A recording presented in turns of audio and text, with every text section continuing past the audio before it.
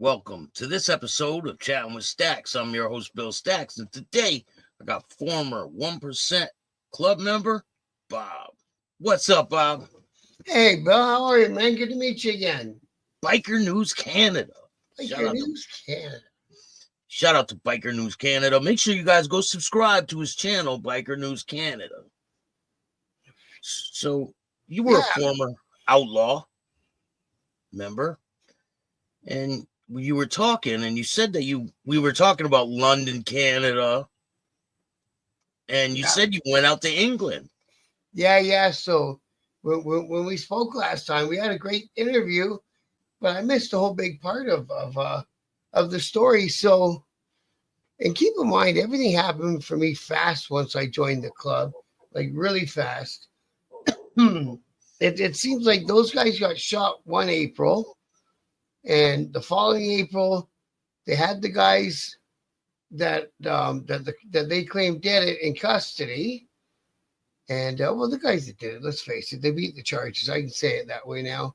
So they had them in custody by the following April, and I was already a full patch member. And when those guys got shot the April before, I was still in the hang around stage. So in that year that took them to make the arrest and find these guys, I started to probate and got my full patch. And then in that time, my sponsor, Bandit, took me, him and I decided to go to Daytona because I'd never been to Daytona before. And the Outlaws are pretty prevalent down there, right? So, and him and I have been hanging out with the guys from the Detroit chapter at that time.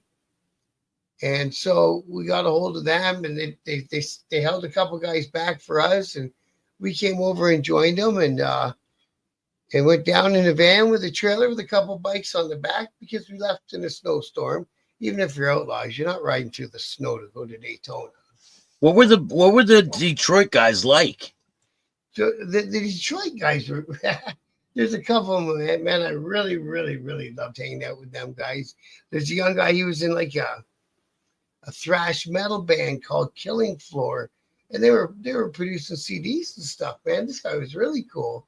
And then there was the old timers, because like I said in the last interview, when Taco was the guy, a lot of the power base shifted to Detroit because that's where he was from. So not saying that that's where they put everything, but so there's the older heads that have been there 30 years. They're telling you outlaw history like probably they lived it, man. Like, these guys are cool.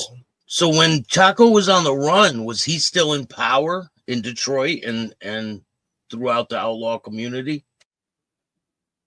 Yeah, as far as I know, yes. Yeah. And again, it was early in my career, so I wasn't privy to that kind of information really. But we kept going in the same direction and all that, so nothing changed from our end. Him being on the run, I mean, Yeah. So then when the cops arrested these two brothers and charged them for shooting our two guys, William, Mr. J, they bless you guys. And I was hanging out at the clubhouse one afternoon with a couple of the guys and kind of leaning on the fence. We kind of had a spot so we could look over the fence and look up and down the street. And this dude comes wandering by, and he holds me out a piece of paper. And me, because I'm feeling pretty cocky and I got my patch, I'm the smartest guy in town now, I grab it off him. I go, "What's this?" He goes, "Open up, you'll see you've been served." I go, "Served what?" He goes, "Open up and see." He said, "I've done my job, I'm leaving." Open up, and we call the prosecuting attorneys up here the Crown Attorney, because they represent the Queen at that time, the King now. So the Crown had witnessed me. So that was my subpoena to be a witness for the prosecution on the double murder charge. Now I'm a 1%er at this point. It's like, well, I can't do that. So I'm like, yeah, it doesn't matter if it's your friend or your brother that got killed. It does not matter. You're not testifying, right? Yeah, man, it's a non-starter. If you get up there on the stand, and it was pretty bad. Like even back in the days, um, if you're running a bail hearing on a charge, you couldn't take the stand at your own bail hearings to get out. Taking the stand was taking the stand. So Wow. yeah, so I don't even think at a trial. That's why you see a lot of guys with patches taking a deal or something off. You know what I mean? Because you can't get on that stand because once you're on the stand, you're out of control because you don't know what they're going to ask you. Or how they're going to twist you around so that maybe you're going to end up saying something you shouldn't have. So the blanket rule was no witness stand. Is it still that rule? Do you know? I got no idea. I think it's actually a good rule for safety. Yeah, yeah. You know what I mean? But in some aspects, it's probably not. Like, what if you're in a car accident, right? Well, exactly. And you got to sue somebody for the insurance. Can you make a statement then or no? Yeah, I don't know. You know what I mean? But I know in the criminal courts, the answer is no. Maybe there's a distinction between criminal courts and civil courts. Who knows, right? But yeah. There's always these little interesting rules that you really don't think about, and even when you're in the club and it happens, you don't think much about it. You just go by whatever the rule is and keep moving, right? They say about calling 911 too, right? Yeah. You're not supposed to call 911. Yeah. If there's a 911 call off your phone, it better be a butt dial. And even then, because there's a lot of guys back in the day that were talking about what's the name, Sonny down there in Arizona near the end, allegedly 911 his old lady. Yeah. She had a medical issue or something and she needed an ambulance and he called 911, but they were having a domestic dispute and he got in big trouble for that 911 call. Well, he could have had his shit pulled. By rights, maybe he should have. I don't know. It's not my club, so I won't speak on somebody else's club. But well, actually, the night that my buddies got shot. Sorry.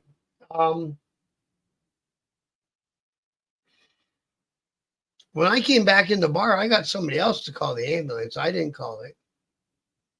And that was a conscious decision. You know what I mean? It was like, nope, get him to call it. Yeah. Yeah. Just in case it ever comes out somewhere down the road. You know what I mean? So how far into you being in the club are you served with this paper? I think maybe I'm under a year still.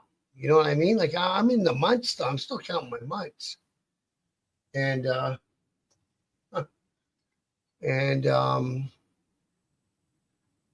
so I get that, and then I'm stressing right out, right? Because I got my house that's got to have the mortgage and the bills paid for. I got the club that I just got my full patch for. I really don't got a whole bunch of money to go on the lam. It's expensive as hell to go on the run, right? And it's not like we had chapters all across Canada where I could go to maybe another province and hang out. And I'm talking to my bros, and they're like, well, as soon as you get bored, you can pop your head out, and they're going to grab you anyway. That's okay. So then if they get me to the courthouse and I refuse to take the stand, then what happens? Well, then they charge you with contempt and you go to jail. Yeah. I said, well, that don't sound like a good idea either, right? So I borrowed some money, and my sponsor there said, remember them two guys from England that we got along real good with in Daytona? I said, yeah. He says, you remember their names? I said, yeah, of course. He says, do you remember where they said they were from? I said, yeah, of course. So we did a little research into it, and we didn't phone anybody. We didn't tell anyone on this side of the ditch I was leaving. We didn't phone anyone over there so I could get through the airports, right? Yeah. Next day, the cops had it in their head that I was coming. So beautiful. Let them play with that, right? So the one day they call me up and they go, okay, the preliminary hearing starts tomorrow. You got to be there at 9. I'm like, yep. Okay, man, I'll see you tomorrow at 9. Okay, that's great. And then that night I went to Pearson and I jumped on the first plane that had a seat and went to Heathrow. Bam, I was in England. Yeah, what a Now, trip. were these two guys? Were they in the club? So they were in that club from England that I was explaining to you. I'd called themselves Outlaws, but they didn't have the same back patch and the colors weren't the same. They weren't black and white. And actually looked at it, if you're looking at them, that they were going to end up being banditos because banditos had a big presence in Europe at that time. And we had some Scandinavian countries and maybe some chapters in Belgium, I believe, and that was about it. But there So were these, no legit outlaws in London. not in England at the time, no. So, kind of along the way, I was kind of giving a message, just keep your eyes open and tell us your honest opinion about these guys and whatever. And when I was done the trip, the guy who was in charge of Canada at that time was waiting for me at the clubhouse, and Bandit and the Hammer came and got me at the airport, and the boss was waiting for me at the clubhouse. That was the first thing he asked was, "Are those guys ready? And are they running a good ship over there?" Little did I know he'd been there before, and some other guys had been there before. So this whole thing had been courted for a long time, right? Yeah. But I show up in London. I don't really know. All I know is that the name on the back of their jacket said Leicestershire, and it's spelt all fucked up, but you pronounce it Leicestershire. And I knew their names. So I got into Heathrow in the middle of the night. Went downtown London, England, and grabbed a McDonald's and grabbed a room and went to bed. Right, I was tired. Did you have your patch with you? Mm-mm. You didn't bring it. No, I didn't bring it because I was going through too many customs, and the fact that I was kind of supposed to be doing something else for the crown, I thought I might not make it through. Even at customs, they were pretty easy breezy because my mom was born in Britain, so they said, where are you going and what are you doing? And I showed up with a one-way ticket. He said, why do you only got a one-way ticket? I saw you buy the return ticket when I'm done because I don't know how long I'm staying. He goes, well, how long are you staying? I said, I don't know. I said, I guess as long as you let me. He said, well, I'll stamp you in for 6 months. So he let me stay for 6 months. And I think mainly because I told him that my family was British, and I named a couple British cities in England and said that's what I was going to go check out. And that was good enough for him. So I wake up next morning, and I before I left Canada, I borrowed some money off one of the brothers in the club. You can't show up with your pockets totally empty. I need somewhere to stay, right? That's not cool. Maybe if it was your own club, you could do that, but these guys weren't really our true club brothers yet. It's not a good look. So when I was taking the subway from Heathrow into the city, I struck up a conversation with a couple, and they were from there, and there happened to be a map of the rail system for England over there, and they got a pretty cool rail system. You don't need to own a car to live over there, eh? Yeah, it's a small country, like square footage wise.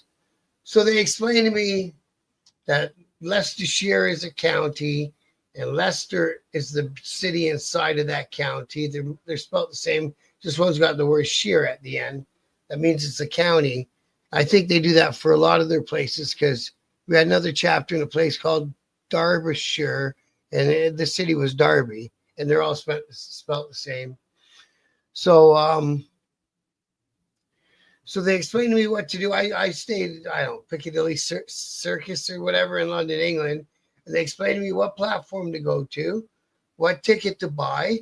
I bought a ticket. So then the next afternoon, I'm in the city where they live now. I'm getting closer. I still haven't called nobody. I don't want to call nobody and just make it awkward or whatever, right? Because if the cops are looking for me and I know I hang out with you every day, they're going to bust your ass every day until you convince me to go turn myself in, right? Yeah. It's how they work. So I didn't want to put my guys into that sort of situation for God knows how long because we didn't know. And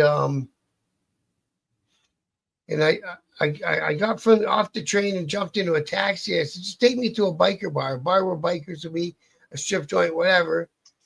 And he just takes me to a pub. I walk in, there's nobody in the fucking place. I go to the bartender, I go, if I was an outlaw, where would I be right now? And he gives me a funny look, like, who the fuck's this guy, right? And he's got, because they're in Britain, they think he's got an American accent. So who's this Yankee? What's he want? And he said, well, hang on, I'll call one for you. I said, that'd be great. Grab me a beer. I had a beer. He made a phone call. This little dude comes in. He's wearing overalls and he's all got all grease on him and shit. Obviously, he's a working man. And he kind of stops in. Just a little good fella, too. Kez was his name. Great guy. And he yells, who the hell here? There's only me in the whole joint, right? He yells, who the hell here is looking for an outlaw? So I get up off my bicycle. I go, this fucking outlaw is looking for an outlaw. He goes, what? So I blew his mind, made his day. He's like, what the hell? Who are you? What's going on? I give him a rundown, tell him the story. He's like, all right, get in. We jump in his work van. He takes me to the clubhouse. Just like that, man. It was so cool. Wow. He called up, what was their names? It was, Kearney and, oh, shit, I don't want to miss his name. Kearney and what was the other guy's name? I think it started with an F. I'll get it. It'll come to me while we're talking. That was the two guys that were in England. So along the way, he whipped out a cell and he called, what do I want to say, Fruity? I don't think it's Fruity, though. These guys have funny nicknames, though, man. Kez, Kearney, and, come on, tall, thin guy, really good guy. Hey, it'll come to me. So he called him and he said, did you meet this guy in Daytona and blah, blah, blah. And he said, yeah, take him to the clubhouse. And that was it. I was in. So what's it like when these guys finally come to the clubhouse and you're talking to them? Do you tell them what's going on? Yeah. So I tell them what's going on just in case they want me not there. You know what I mean? In the case they're up to something or they got their own kind of steam or whatever. But they were all good with it. They called, obviously somebody called back to Canada and to ban it and got the, that's. And it was just the start of the prelim. So you know how it goes, prelim, great big 4, 5, 6 months recess. And then they run the trials. And it was a double murder. Plus they had some old drug charges and they all got lumped into one trial. So I didn't know how long I was going to be there at all. It could have been years, right? Yeah. I showed up with like $5,000 Canadian. By the time you switch that into British pounds, you don't have much left. Really? Yeah, it's like 2.5 Canadian dollars to make 1 British pound. Oh, yeah. It's just like American money. When you switch it over, you get less money, right? Yeah. So I started out with 5,000 Canadian, the guy lent me. And I think when I switched it over, I had a couple thousand and I didn't know how long I was staying. Oh, man. So I was like, listen, it looks like you guys are all working. Smart guys. That's what I love about going to other countries and other places to see what that they do for an income and how they swing it. So these guys, not the whole chapter, but some of the chapter invested in the auto salvage business. That's the perfect business for people like us.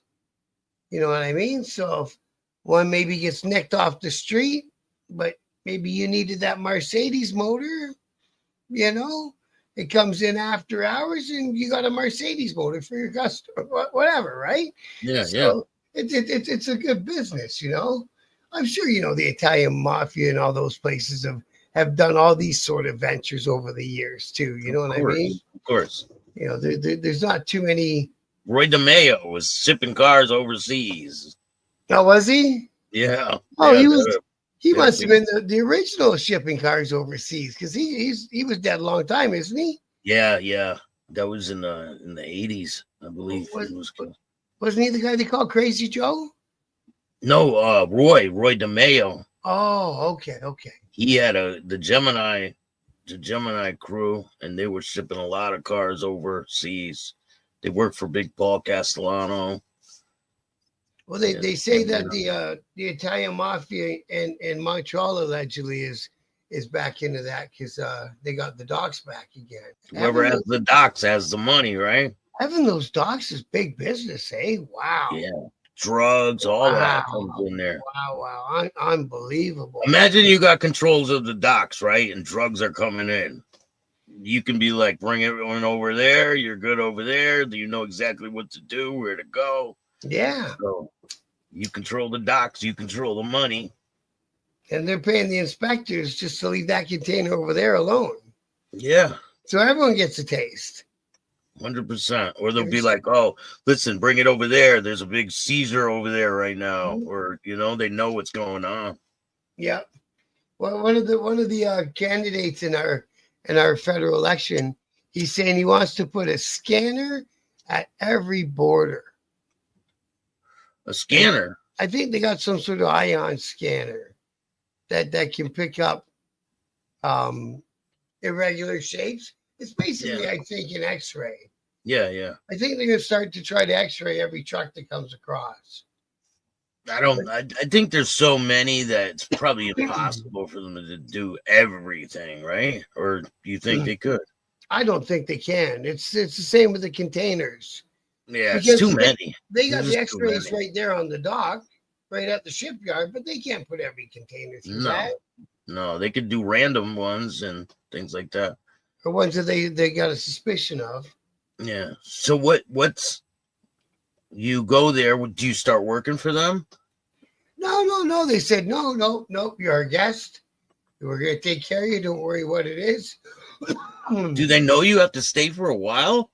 Yeah, they're all good with it. It turned out a lot of this chapter was single guys, and they lived at the clubhouse. They'd all just lived in this. How big was the clubhouse? None of the houses are very big in England. Sorry, Bill. Sorry. 2 levels. So, but the main level was basically just enough area to have a bar area and a kitchen area. And then upstairs was some seating areas, and then a great big bedroom full of bunk beds. So if you were really tired, you better drink yourself into a stupor so you can sleep. Because if you're the last guy in that bedroom and you're tossing and turning, you're not sleeping. Everyone's snoring and farting. It was just like going to camp. Oh, so everyone sleeps in there, like they all. It was wicked. I really liked it, actually. I must be more of a communist than I realized. So what do you start doing there? Like, what's your average day like? Nothing. So I was kind of getting bored hanging out there.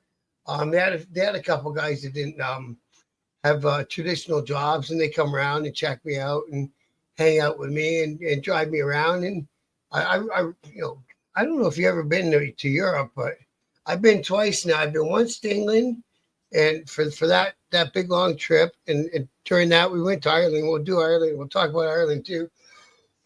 And then I've been once to Portugal. But every time I go to Europe, it's like you're stepping into the History Channel. I love it. Yeah, I love that shit. You can't believe how, because we're pretty young countries over here, man. Are you drinking every day over there? Like, are you? Geez, yeah. I started drinking every day. These guys love going to the pub. They took me out. They treated me great. When they would go Friday nights, we'd rip around the city and go to a pub, smash a pint. Next pub, smash a pint for the night, right? And a bunch of times they had a bike for me to ride. They're like, here, go grab so-and-so's Fat Boy, and I'd fire up the Fat Boy, and I'd be riding with them through the little narrow streets of these little towns on the wrong side of the road. It was pretty wild. Do they ride in formation and everything? Well, when I was there, I don't know what was going on with it. They were just having a laugh because I was hanging out with them. I wasn't on a bike this one time. It was a national run. And oh man, they just all took off all at once, all going the same direction up on sidewalks. I was like, holy fuck, you get fucking screamed at if you did that in North America. Because, to be honest with you, it was dangerous. I like, fuck, I'm glad I'm not in the middle of that pack.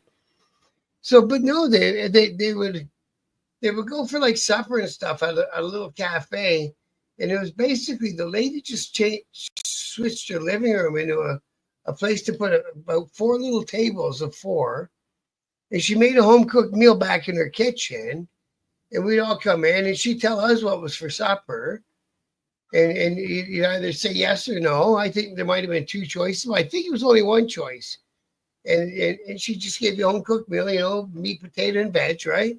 Yeah. And we go, and that was it. That was our supper, and away we go for the night. We were good to go, man.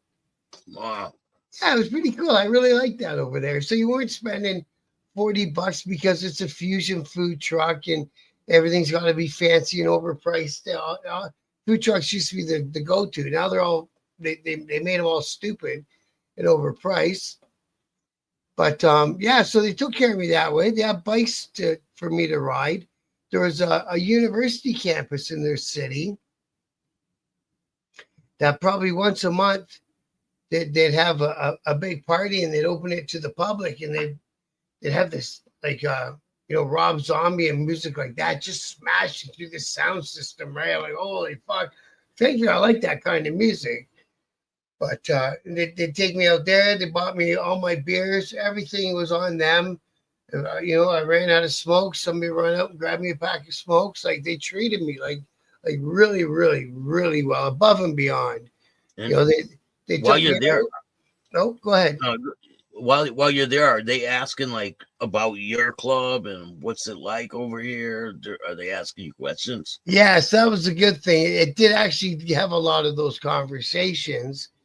And, because I was green enough, I knew enough not to say something that if I didn't know the answer, I would tell them I didn't know the answer. You know what I mean? It'd be like, yeah, you got to remember, bro, I'm only a few months in and this is where I happen to be. I said, but, some of the stuff you're asking is out of where I'm at on the thing right now. Okay, I get it. So they were never like bummed out. But the one guy was telling me, but that, yeah, they've been having meetings for a year now. And the coin toss was because there was already 81 was already in England at that time, and they'd already had confrontations with them and bang them ups in the middle of the night and stuff. So it was between, are we going to join up with the Outlaws or the Banditos? And like I say, the way that they colored the patches red and gold, it looked like they were going to go Bandito, right? Yeah. Yeah. So I think, and then after a while, after like 2 months, Leicester was actually, it was a good chapter for how many guys had. I was gonna say it was a small chapter, but it's not. It had a good population. But anyways, the Leicester guys, most of them had jobs and stuff, and the other chapters from their club have bumped up to the fact that Bob from Canada was there, and they wanted to hang out with him. So then they packed me up, and we jumped in the car. And next thing you know, I'm living in Birmingham, which is like the second biggest city in England, right? Yeah. Do you watch that series Peaky Blinders? It was a good series. I've seen a little bit. Yeah, that's based in Birmingham. And actually some of the roads that they mentioned on that TV show, they still call the roads the same thing. It's called the Loop. There's the Bull Loop down by the market. And they had that way back in the 20s, I guess. That show was the show was supposed to be after World War One, I think, in between 1 and 2. Yeah, was the time zone. I like that show. So yeah, so then they took me to Birmingham, and then from there, the one guy didn't have a job, and they made sure he had a car to take me. So he started taking me to all the other chapters. I think the only chapter I didn't get to was a place called Wolfhampton, I think. And I think I went to all the other clubhouses that were in that club. They had one in a place called Forest of Dean. Don't ask me where the fuck it is. All I know is we were in the trees, man. There's trees. The road ended and the trees started, and there's goddamn sheep everywhere on the road. Weird as shit. And a town called Forest of Dean, and we had a chapter there. So he took me out there. We had to cut through London, England to get there. And these guys were ex-military, MI6 guys who had they'd been in George Bush Senior's, the dad's Gulf War. Yeah. And they'd spent a lot of time in Sarajevo in the Balkan War. Did you come across any other clubs while you're there? Like that were friendly with these guys? Or Yeah. There's another club. There was a multi-chapter club all within the city limits of London, and they were called the Outcasts. And I think, from what I understand, half of that club came outlaw, and half of that club went over to the 81. So it got divided, basically. Yeah, that happens. Well, that happened with that club that the Outlaws turned outlaws in Canada to get here. Only half of the chapters came, and the other half became instant enemies. That's crazy. And then they know each other. Like, these guys were probably just hanging out with each other last week, and now they're mortal enemies. Yeah, it's pretty crazy, right? Yeah. So that happened with that club from the Outcasts, from what I understand. I know I met him. I went to their boss's house. His wife made me supper, and I went and had a shower at their house and played with their dog and met their little girl and stuff. They had a funny story when they were first starting to hang out with the Outlaws. They kind of did. There was two couples, like one of the Outlaws and his old lady, and one of the Outcasts and their old lady. Maybe some other couples too. And the cabs in England are pretty big in the back, right? They kind of got their own compartment, like on those porn shows. So she, the one guy had a tool with him. He was just a little guy. He was only like 22 years old, and he was going to put it back, and the thing went off. It shot the other guy's old lady in the fleshy part of her ass. What? And they're driving around downtown London going night clubbing. So he had to take her somewhere. I can't remember where he took her. He knew somebody, thankfully. And man, dragged the lead out of her butt cheek. And guns are very rare in London. Like, they're illegal. Guns are illegal in the city, right? Cops don't even have guns, I believe.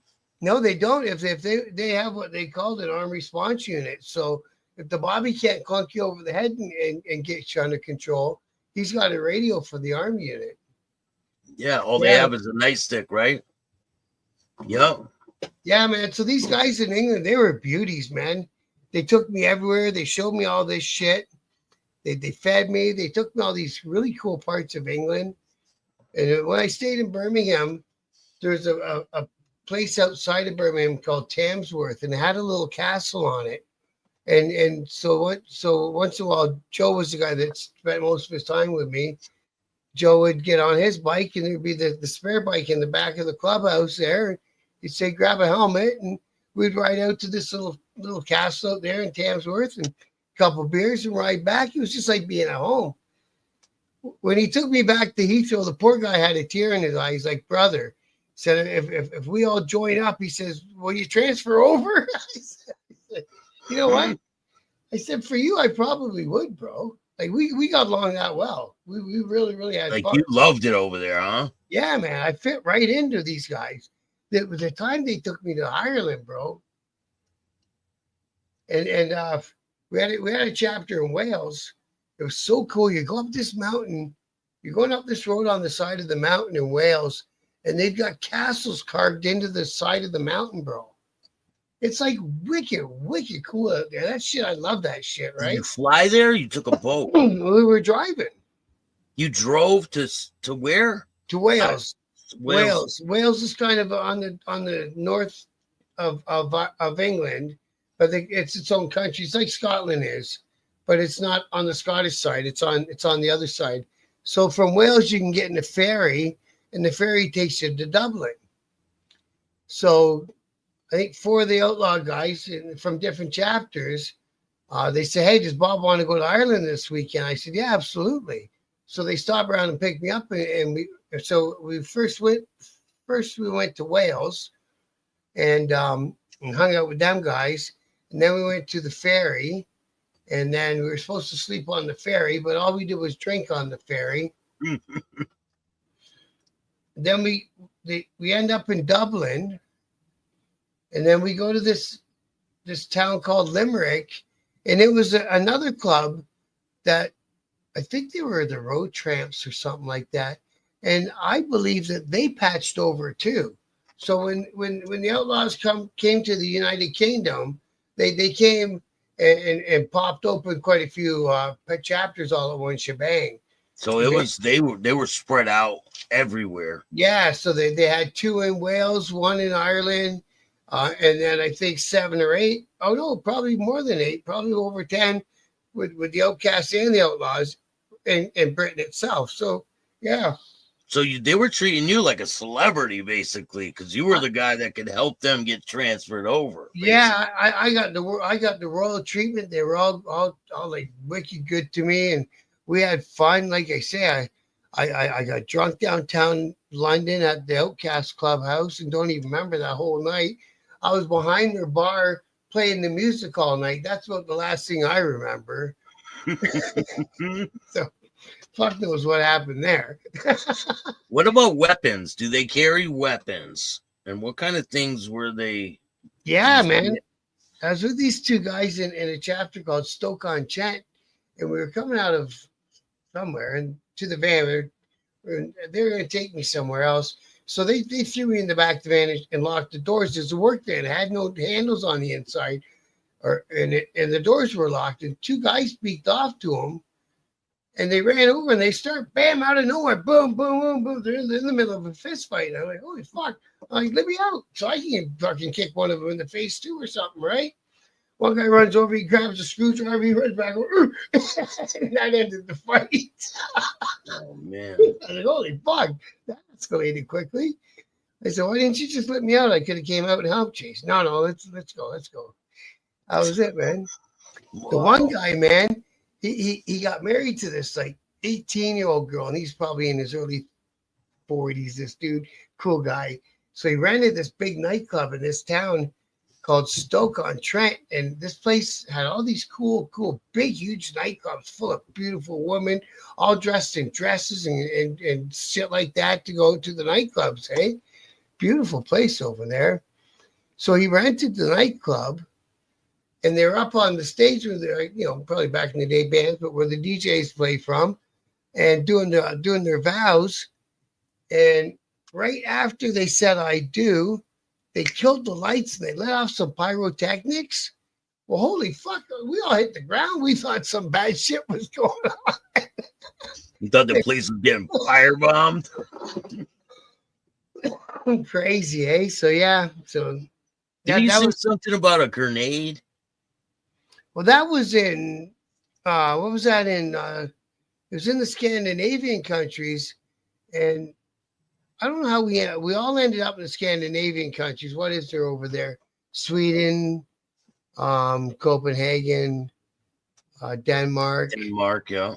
And there's another one. But anyways, so the Outlaws, the Angels, and the Banditos already were there. They got there early.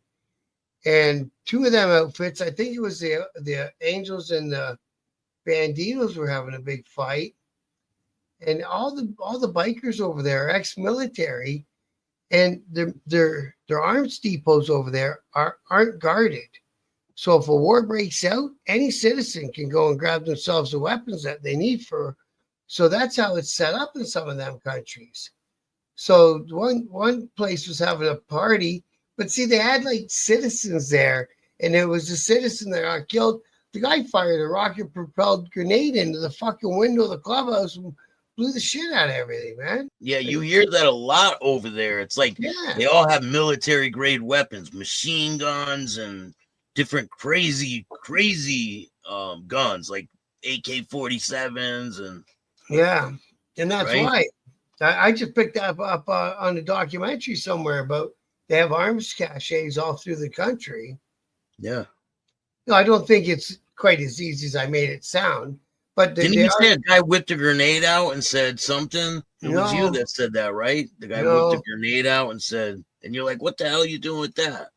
Maybe I'm thinking of someone else. Yeah, it might have been someone else. Yeah, I no, did I interview. I interviewed a guy from Denmark who's involved with a motorcycle club, and maybe I'm thinking of him. could have been him. I've had the pleasure of like grabbing and seeing one of those things, but I don't know, man. I think the one out, he's like, take it and put it over there out of my vehicle. And I'm like, bro, it looks like it's sweating, man. You think we should even have this thing? Like, where's it from? Did you see any banditos while you were out in England? No, no, no. The only time I met a bandito was at Bike Week, which was only a couple months before I ended up in England. So yeah, so and then in Ireland, we were partying up, and we got up the next day, and there was a guy in Dublin who worked for the postal service who was wanted in England for attempted murder of a police officer. I think he got a 12 gauge in the guy's face, and it misfired. And he went on the run, and they gave him a job at the postal service, and they wouldn't fucking deport him. There's no treaty with Southern Ireland. Wow, Yeah, it was crazy. that's I met insane. I met this other club down there called the Chosen Few. They were cool guys too. I think Are, they were are another they the Irish same? club. Are they the same club that's in the United States? I'm not sure because there's the Chosen Few that are in both countries. And same with the Outcasts, because there's Outcasts in America too. Yeah, I think there's a black set in America, but there's Outcasts, and their yeah, patches look very similar. It's a skull with a big long top hat. yeah. Yeah. I'm gonna So look into it.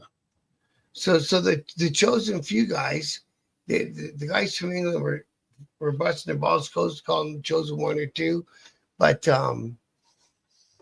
some of their guys were telling me that they were, that when they tell stories about the IRA and stuff in Ireland, there is one. It's not as made up. It's not as a tale. It's a true Yeah, story. yeah, Yeah, yeah. So we're at, you shoot the BB guns and you shoot the star out at a state fair. yeah. So we're at one of them games, and the BBs go everywhere, right? Well, these guys are hitting the stars out. They're sighting them in with the first one or two BBs and shooting the Because stars they're out. like marksmen, right? I'm like, where'd you learn how to shoot like that? He's like, don't worry about it. I'm like, yeah, fucking wild, eh? Did the cops mess with them guys a lot? And did you have any interactions with the police? No, it was surprising. Not too bad at all. Um, Never got pulled over when they were driving me around. Never got pulled over on a motorcycle. I bought a little Volkswagen car so I could drive myself around. I never insured it or nothing. I just used it when I needed to, sort of thing. Yeah, And at some point, we ended up living. There was a pub in Birmingham, and they needed security. So to get me and Joe out of the clubhouse, they set us up to be the security for this pub, and we lived upstairs of the pub. It's like fucking just lived there, ate the food out of the fridge in the kitchen, drank beer, did whatever, right? Yeah, did you have to kick anyone out? we lived in, we didn't even fucking sit inside the bar. We didn't care. Security, nothing. It's a pub full of old people, man. Yeah, But yeah, so it was pretty cool. So yeah, the Chosen One or Two, because those guys were asking me, they're saying, you got the 1,000-yard stare, and it's some army term about, if you've been in the middle of a firefight or something, the army guys come back with that look in their face, and then I told them the story about the guys at the bar and what happened. They said, okay, well, that explains it. Because after a while, you start to understand when you go into public places, you position yourself strategically and all that. yeah, Like it's true, After all, it just gets built in how you think and how you do things, how you move. definitely. So how long do you end up staying in this country for? London, So England. so I'm watching the trial. This is the early days of the internet, bro. When it bing bing bing through the phone, remember? Yeah, yeah, So they would have to take me to the one guy's house in the chapter who happened to have internet because it wasn't like it was everywhere yet. and then I would log in. It would take me, half an hour anyways. So That was the O.J. Simpson days, right? Or before? That was after that, right? O.J. when was Simpson it? goes Like on trial.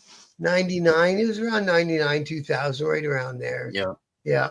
So the prelim ends to get bound to trial, and their defense is that after what happened, and they pulled out in the car and they split.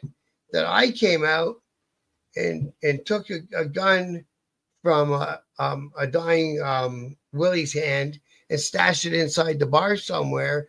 And that in actuality, what had happened is they were out there in the parking lot wanting to talk to Willie and them some more and see if they could work it out. And Willie came out and shot at him, and they shot him back and shot them both and killed them both in self-defense. And there had no proof that your guy shot at them. Not a thing, not a bullet strike on the wall of the bar, not a, no cop checked any of the Willie's or Mr. J's hands for gunshot powder, whatever they call that, right? We've all watched all them CSI shows. Like everyone in the world has seen it. Yeah. And they couldn't think to preserve the hands, to check it out thoroughly, you know what I mean? So do you ever feel bad that you didn't testify in order to get these guys? No, because that was just in the rules that I live by. I've never felt bad about that, to be honest with you. No, because that was in the rules and I knew the rules going into it, and that was it. I had to live by it. Well, I didn't have to, but I chose to go by the rules, right? Yeah. When I got back, and there was a warrant for me, a bench warrant for missing court, of course. So I got back and came to the clubhouse because the flight was in the middle of the night. And then, like you say, the boss was there and he asked me some questions. We chatted. And I said, yeah. I said, a couple more guys need to get their Harleys because Harleys are expensive over there, eh? I said, but other than that, how they move, how their clubhouses are, and how they're running, yeah, they're good to go. So a couple months later, a contingent from the States and Canada went over there and did the mass party and the big patch over and a big celebration. I didn't have the funds to go back at the time, so I actually wasn't there in person. But Bandit went. Oh yeah, and when I was there, Bandit and Hammer flew their bikes over and hung out with us for 2 weeks. Oh, they did. They came and seen you guys. Yeah, and they brought me some of my club clothes and my jewelry. I felt more like myself again with my gear on, right? And it's like, yeah, thanks, guys. And they dropped all the fluids out of their bikes, put them on an airplane, flew them over, rode their bikes around on their way up to Birmingham to hook up with me up the highway. They got pulled over. And they were in their Outlaws Canada patches. And the cops are like, oh, my God. He's like, how long are you guys here for? That's all he wanted to know. He said, 2 weeks. He said, you promised? He said, 2 weeks. Okay, where are you going? Birmingham. Do you know how to get there, what you're doing? Yep. Okay, be safe. Now, when these guys are there with their outlaw cuts on, are they treating them like, wow? Are they looking at them like... Oh, yeah. Those guys got the ultimate treatment. So I know during the last interview, I mentioned that they had a big biker festival. So when they came, it was during that weekend of that biker festival was in the trip. And so they rode their bikes with the patch from Birmingham to the bike festival. And then, of course, because it was Outlaws that hosted and put on that festival, we were off in the designated club guys only section, right? So yeah. That's awesome. And a bunch of guys from the States came up to the biker festival too. So by that time, I've been with these guys for about 6 months or so, maybe a little less. And I'm treating them like I've known them for years, and we're calling each other names, and you know how you do with your friends out of fun and talking shit about each other. And the guys from America are like, what the fuck is going on here? Like, fucking, don't lose these guys on me. But no, it turned out I was the guy that convinced them to come. You know, they That's were like, awesome. yeah, they came 1, 2, I think 3 or 4 couples because I met all their wives and the wives cooked me home cooked meals and all that shit, man. They took care of me so well. And I think 4 couples came over for my wedding because I got married about a year after getting home. Oh, they came and visited you after? Yeah.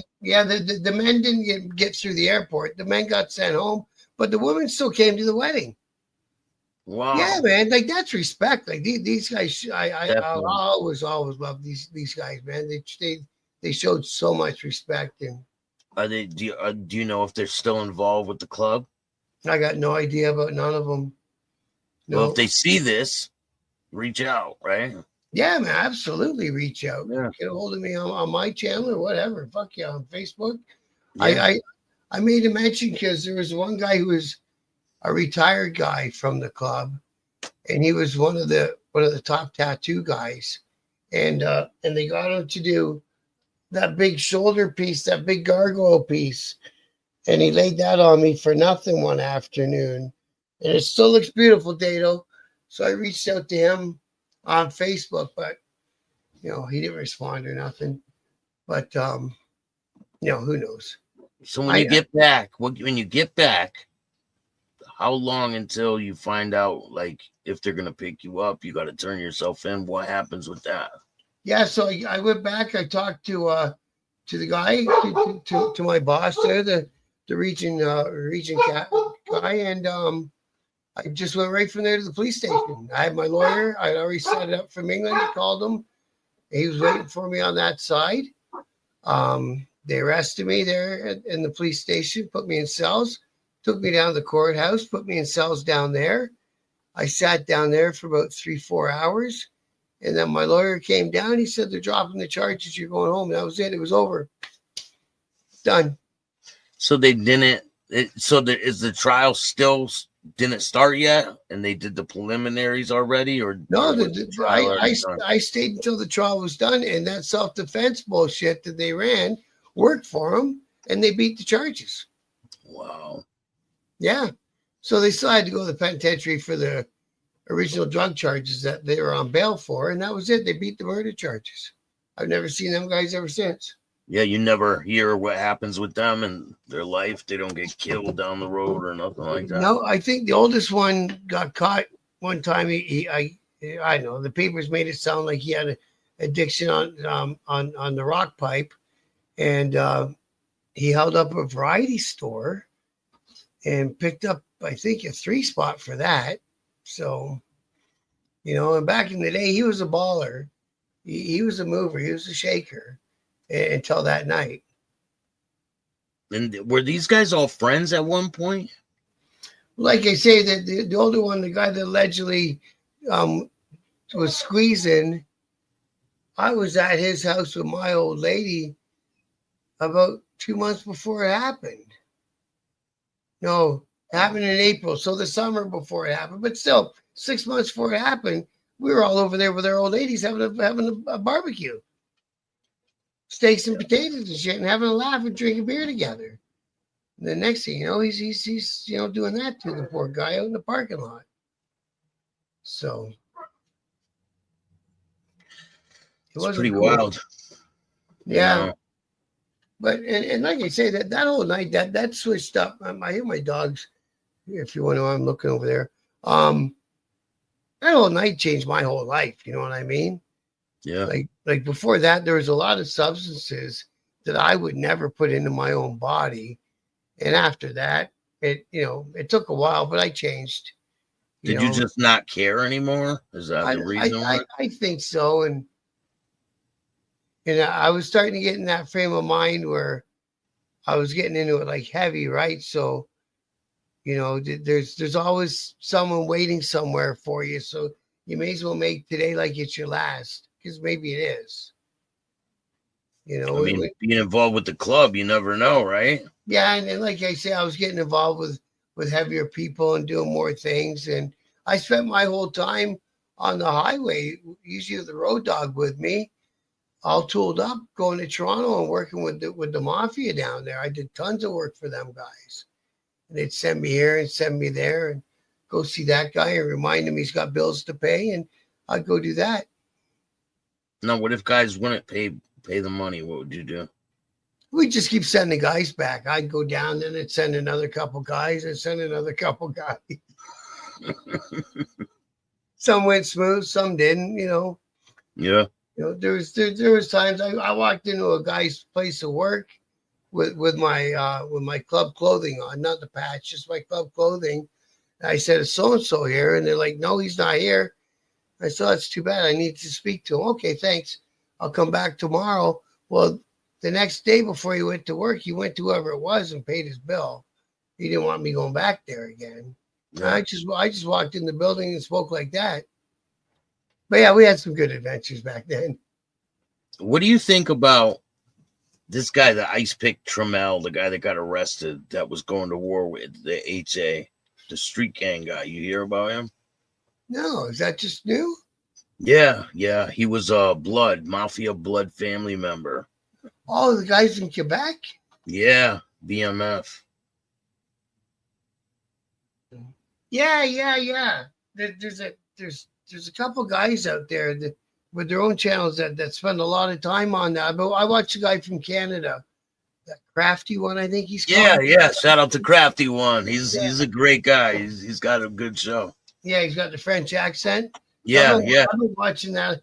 Well, and see, I think the only reason that the Angels are fighting back is because of how it looks. I don't think they need that business anymore. I think that they've moved on. Yeah. I don't know 100%, but I think that they're into other stuff. And that stuff down on street level, that should be left to the support clubs anyway. Yeah, they don't need to. What do you think? The Outlaws have been in the news recently. In the States, they have, yeah. Yeah, down in Florida. Pretty wild story there with the alleged outlaw. They say it was an outlaw. We don't really know, but there's a video floating around of a guy on a bike in a cut, with an outlaw cut, shooting at a car. What do you think of that situation? Well, the only reason that anyone would do that on their bike is because they thought that car had bad intentions for it. So Yeah. whether that car had been brought to his attention somewhere else, or whether he'd seen that car doing something shady somewhere else, or mix it up for another one that looked just like it. I mean, if you were on your bike and there was a guy holding a cell phone, yeah, and you didn't know what was in his hand or didn't know what his intentions were. But that's the problem. You don't really know what's in his hands. Now, me, I don't know if I'd have fucking put lead in the air, but you don't know unless you're in that spot, right? Me, I probably would have stopped up and see what he was all about, but because you can get your bike and get off the bike and be in position before he ever gets his van stopped. If he is someone that's trying to hurt you, because I mean, you can slow down, let him go, right? See if he's, yeah. But when we had that club over from Germany and we took him down, it was a major divided highway, 2 lanes each direction. And I was driving the block vehicle behind the pack. And my instructions were nobody goes beside the pack. End of story. And we were going down through some busy sections of highway and nobody went beside the pack. Sorry, people. It's just not happening. I mean, so what do you block? Do you block the highway so that they can't get around? Yep. If they try to get around me on the left, I go left. They try to get around me on the right, I go right. Yeah. But that was I was told. No vehicles go beside this pack. So, and I was in the hang around stage back then. So I did it. We had, and then we got to the party, and the one guy from Germany and the little English that he could speak, right? Broken English. He's you're driving good. Thanks, bro. So are you when you're a hang around, is it nerve wracking when you're like driving the spotter car and all that? Yeah, they used to put tools in my car and send me. I'm like, I don't know, man. So years later, after those German guys, because that was the reason that they were over in Canada that time, on the last interview, was their club. I think it broke in half, and half went black and white, half went red and white. Same thing there. So at that party in Britain, the German guys were there. So I got to see him again. I hadn't seen him Oh, since I yeah. was a hang around. And now Yeah. you remember, Now I right? remember. And I was hey, bro, yeah, it was really cool. Like all Yeah. that stuff is really cool. So then, and these dudes, man, their bikes are fucking show bikes, right? Every bike that they're riding around for an everyday rider should be in every bike show, on every bike building fucking TV show. They're just beautiful. And the dudes are all big and steroided up and suntanned and tattooed and Yeah. gold. I'm like, fuck, bro. I go, what do you guys do over there, man? Like, I need some ideas and bring it back to Canada. He goes, well, you know, everything you do in Canada, like girls, like marijuana, like, you know, he says all that you can't do, or if you do it and you get caught, you go to jail. He says we get a license and we're allowed to do it. In Germany? They're allowed to run a brothel. Wow. Yeah, and I think wherever they were legalized weed before we did. So you know, like all of Canada's legal weed now. As long I as mean, down in what is it, Las Vegas or Nevada, right? You can have a brothel down there. yeah, Can't you? Yeah, it's yeah. legal. So they section off the red light district of the city, and they issue so many licenses for it, and you know, you do what you do to get a license, and you own a brothel, man. Why not? During your time being in this club, do you meet a lot of other club members from different clubs? Not too many. We had those guys, like I say, that ended up being Judas's from the Rock Machine that were coming down and hanging out with us.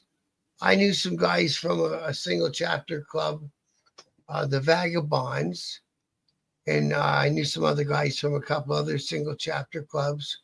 And one of them ended up going, mostly all the members went red and white on the big that big patch over deal when they came to Ontario. So Have you ever heard of anyone false flagging and claiming to be with you guys and really wasn't? there was a guy, he was from my time. It's just one of those street tales that that Willie that brought me up told me.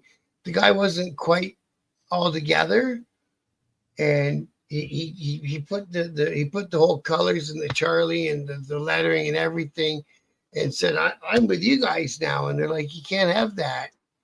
He's like, I'm with you guys now, and like, oh fuck, man. So they had to go and black it out on him, right? Jesus.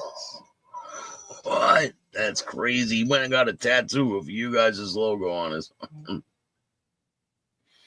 Decided he was an outlaw. That's crazy. I've heard stories of people that had angel tattoos or different club tattoos, and they weren't involved with the club or. Yeah, isn't that crazy? Like, what's your end game? Why would you do something like that? It makes no sense. Especially if you're hanging out in a biker bar trying to actually sell that story to someone, and then a real guy fucking walks in. That's what always happens. Who was that guy? Who was that guy you had on today? He was a funny guy. The guy who didn't make it as an HA probate or prospect. Oh yeah, Breeze. Shout out to Breeze.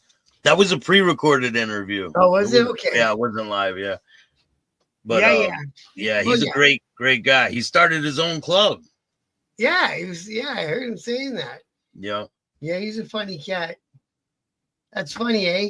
You spend your whole life wanting to be a part of something, then you get there and you go, "Fuck, I didn't want this." Yeah. You know what I mean? And that's how life can go. So there's these two guys on the internet called the Twin Outlaw Brotherhood. Have you heard of these them idiots? Yeah, I got them on TikTok. Did you see the new video that they posted? Well, the one night they were calling out the Outlaws, and then the next night they were calling out the Angels. Yeah, here I'll play the video. Look. To any outlaw that think that they're going to get this cut, you have no balls. So sit down in your rocker and keep rocking. To any outlaw that think that they're going to get this cut, you have no balls. So sit down in your rocker and keep rocking. Hell's Angels ain't got enough balls to come and get this. Hell's Angels ain't got enough balls to come and get this. Hell's Angels. So they're calling out the Outlaws and calling out the Angels. What do you think of that? They're a couple clout chasing weirdos. Like I've been following them, like not tight. I've been following them since they started, and they just started doing videos out of nowhere, right? All of a sudden they made up their own crest, and then they all of a sudden they had cups. I'm like, what the fuck? They got 1%er patches on. That's dangerous game they're playing, I think.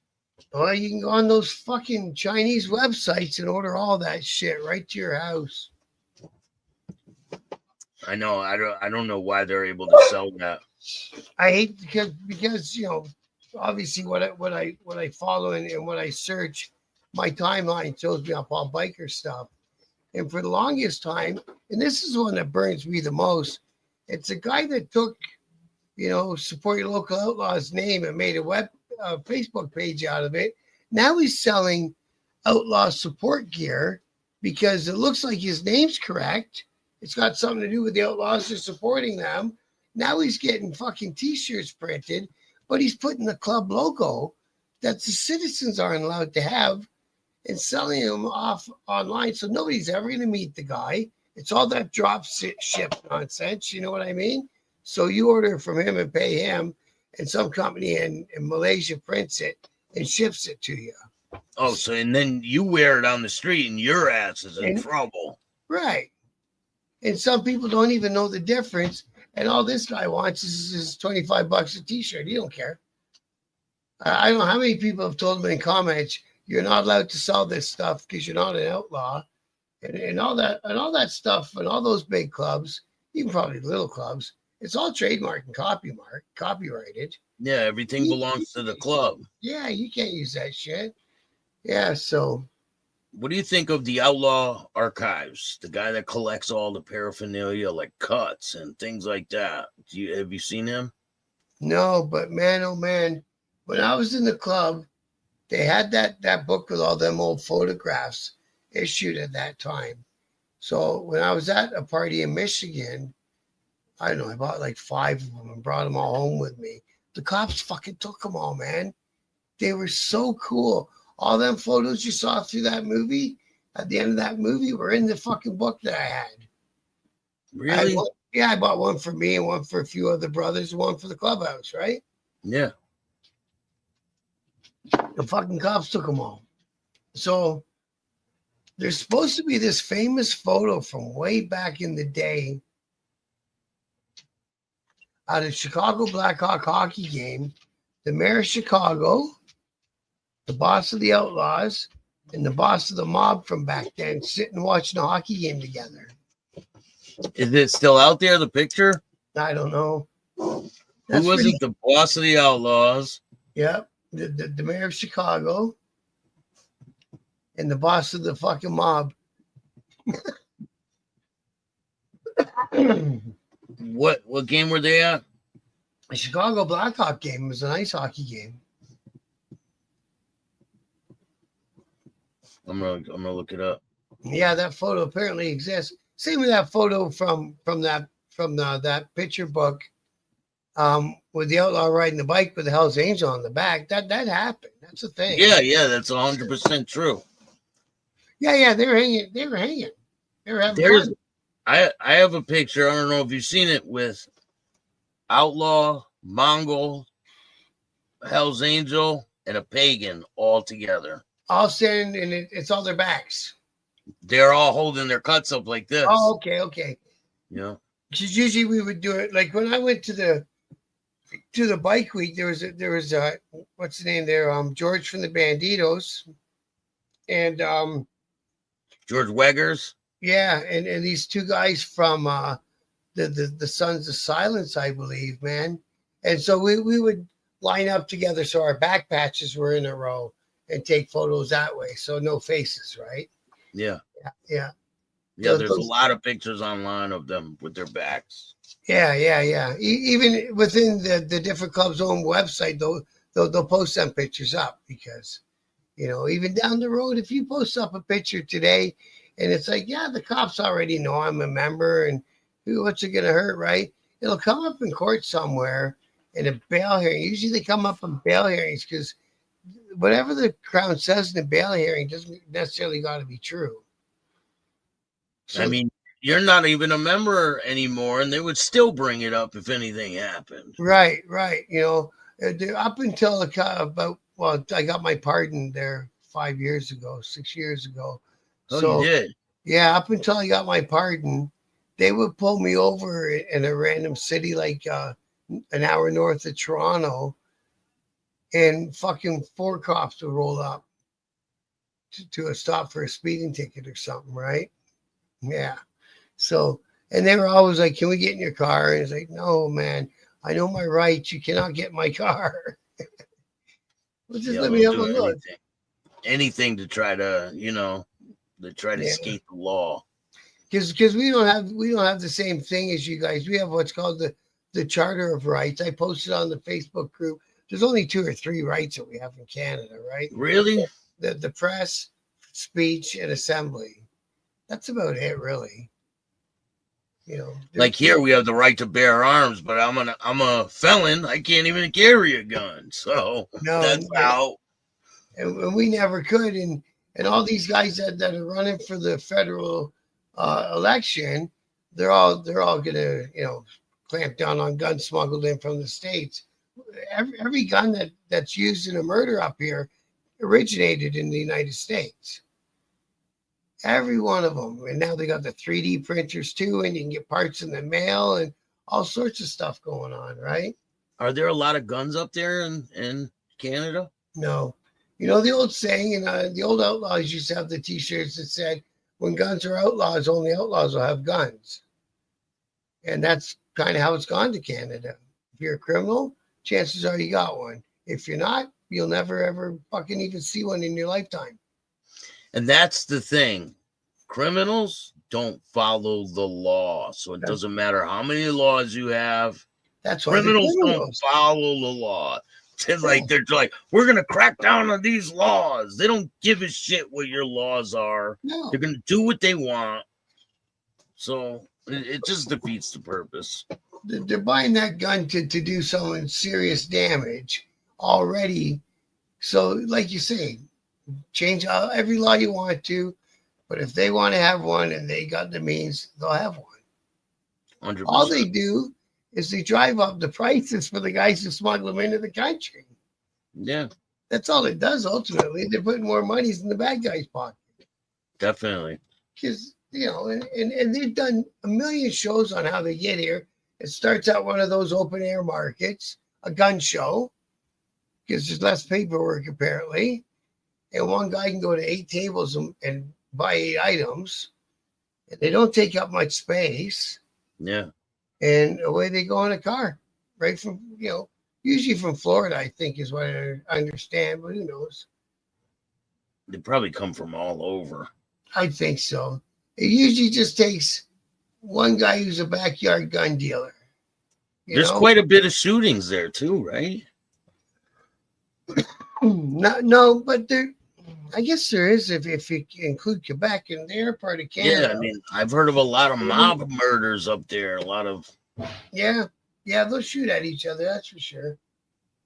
So you can't even have like a shotgun for like. Yeah.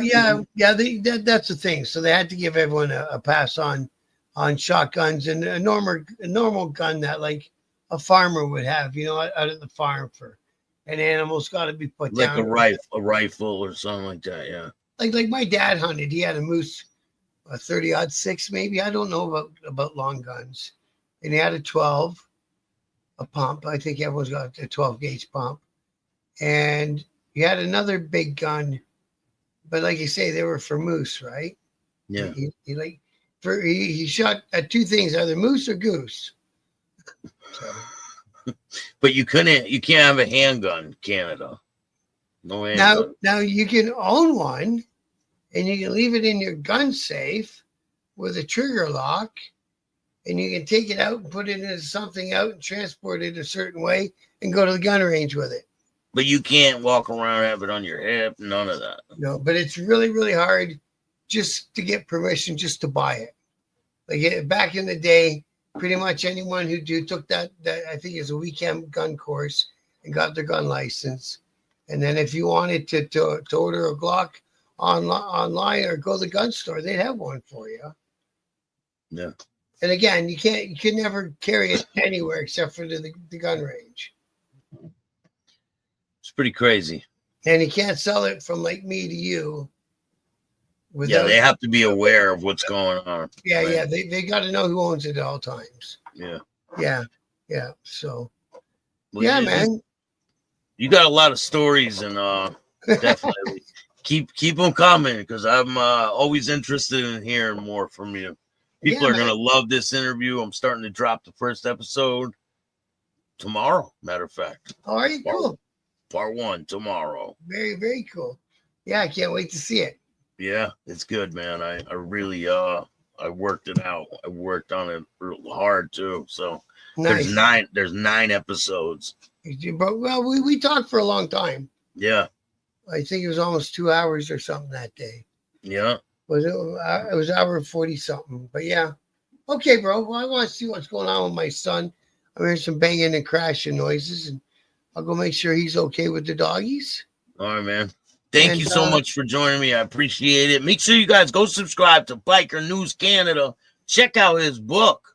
What is it? One Night at the Playground? One Night at the Playpen. One Night at the Playpen. Go check out the book and subscribe. And thanks for everyone who's been coming over and subscribing here from Stacks. I appreciate it. Yeah, I've seen the numbers go up, and yeah, I appreciate it. Keep pushing, man. Thank you, bro. Thank you. If you like this show, hit the like button, subscribe, hit the notification bell so you can get my videos every time they drop. And if you don't like this show, too bad. Start your own podcast. Peace.